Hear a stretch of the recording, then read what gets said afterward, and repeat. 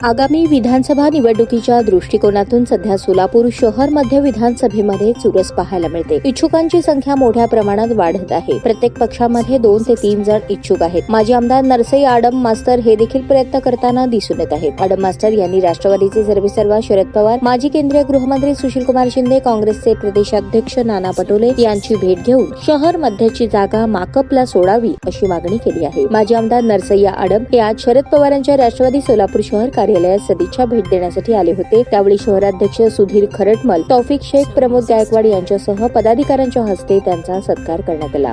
यानंतर मास्तरांनी शहर मध्यची जागा माकपला सोडावी या मागणीचे निवेदन शहराध्यक्ष खरटमल यांना दिले। यावेळी शरद पवारांच्या राष्ट्रवादीचे नेते तौफिक शेख आणि प्रमोद गायकवाड यांनी आम्हीही शहर मध्यमधून दावेदार आहोत, आम्हीही पक्षाकडे मागणी केली आहे असा लागलीच खुलासा केला। यावर आडम मास्तर म्हणाले, लोकशाही आहे, प्रत्येकाला उमेदवारी मागण्याचा अधिकार आहे। शरदचंद्र पवार जे ठरवतील ते आपल्याला मान्य करून एकमनाने एकमताने काम करायचे आहे। आडम मास्तर राष्ट्रवादीच्या कार्यालयातून बाहेर पडताना माजी महापौर महेश कोठे यांची भेट झाली। यावेळी त्यांच्या दिलखुलास गप्पा झाल्या। राष्ट्रवादी काँग्रेस पार्टीचे शहराध्यक्ष सुधीर खरटमल, तौफिक शेख, प्रमोद गायकवाड, माजी अध्यक्ष मनोहर सपाटे, भारत जाधव, शंकर जाधव, महिला आघाडी अध्यक्षा सुनीता रोटे, माजी महापौर नलिनी चंदेले, माकपचे एमएच शेख, युसुफ मेजर, नलिनी कलबुर्गी, सेवादल अध्यक्ष चंद्रकांत पवार, युवती अध्यक्ष प्रतीक्षा चव्हाण, जावेद शिकलगर, संजय जाबा यांच्यासह राष्ट्रवादी आणि माकपचे पदाधिकारी, कार्यकर्ते उपस्थित होते।